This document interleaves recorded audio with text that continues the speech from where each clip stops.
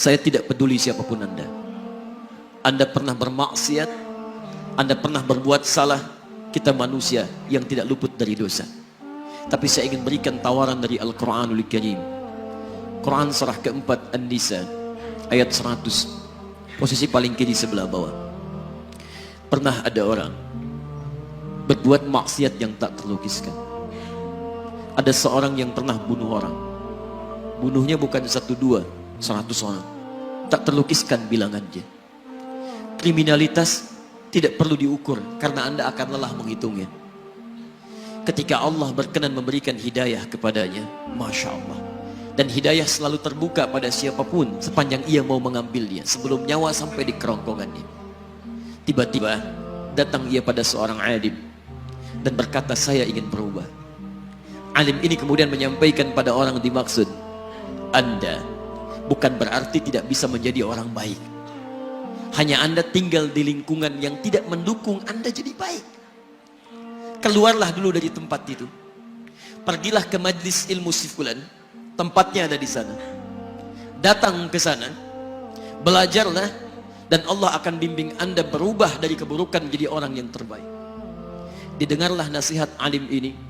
Berangkatlah orang dimaksud, menempuh perjalanannya.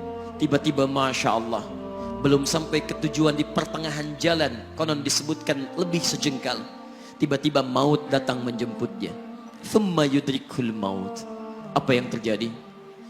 Langkahnya dihitung sebagai ibadah. Dalam terapnya dia beristighfar, tobat kepada Allah subhanahu wa ta'ala. Taubatnya menghadirkan cinta Allah subhanahu wa ta'ala. Quran surah kedua ayat 222 di ujung ayatnya. Innallaha yuhibbut tawwabin. Allah mencintai orang-orang taubat. Dan cinta Allah menghadirkan ampunan bagi seluruh dosanya. Quran surah ketiga Ali Imran ayat 31, paling kiri sebelah atas.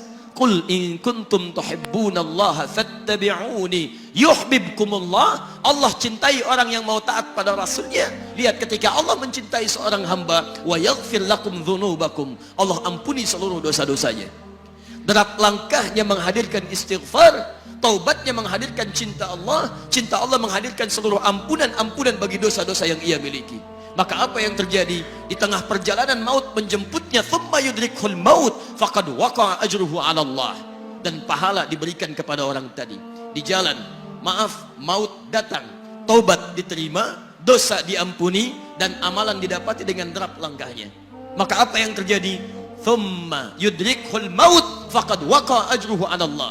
Pahalanya dituliskan oleh Allah, dakhalal jannah, kata Nabi, masuk surga orang ini. Anda bisa bayangkan, pernah bunuh orang 100 orang, mabuk tak terlukiskan, kriminalitas tak perlu dihitung. Ketika dia mau bertobat, datang ke majlis ilmu, Masya Allah, meninggal di tengah jalan, kata Nabi, dakhalal jannah. Bertobat diampuni dosanya, derap langkahnya ada pahalanya, dakhalal jannah. Turun ayat untuk melukiskan tawaran yang sama kepada kita.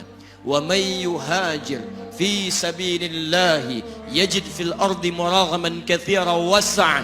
Siapapun yang mau berubah kembali pada ketentuan jalan Allah, kalau dia masih punya batas-batas kehidupan, kami akan berikan kelapangan di sisa hidupnya dan kelimpahan-limpahan kenikmatan selama dia hidup. Wa may yakhruj min baitihi muhajiran ila Allahi wa rasulih. Namun bila ada di antara mereka baru ingin berhijrah, ingin berubah jadi lebih baik dalam pandangan Allah dan Rasulnya, tiba-tiba thumma yudrikul maut, baru keluar dari tempat dia tinggal, belum sampai ke tempat dia belajar, datang maut menjemputnya, faqad waqa'a ajruhu 'ala Allah. Kami terima semua amalnya, kami ampuni dosa-dosanya, dan kami tuliskan namanya di dalam surga. Bila 100 orang saja yang pernah dibunuh oleh orang ini, pernah bunuh 100 orang, mabuk tak terlukiskan, kriminalitas tak terhitung, mau berangkat ke majlis ilmu, tak sampai ke majlisnya, meninggal dia, bisa masuk surga. Masa Anda yang tidak pernah bunuh orang? Ada yang pernah bunuh orang di sini? Boleh angkat tangan? Ada polisi di sini, langsung saya sampaikan insyaallah. Anda gak pernah bunuh orang, Anda tidak pernah mabuk, Anda tidak pernah berbuat kriminalitas seperti orang dulu. Salah, wajar, tapi pintu tobat terbuka untuk kita semua. Masya Allah, bedanya dengan orang tadi belum sampai ke majelis ilmu. Anda sudah hadir di dalamnya, langsung di rumah Allah, diberikan tempat yang terbaik dan kita akan belajar.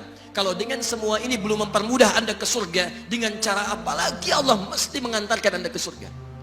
Kalau dengan duduknya Anda di sini belum mau juga bertobat, dengan cara apa lagi Allah harus membimbing Anda bertobat?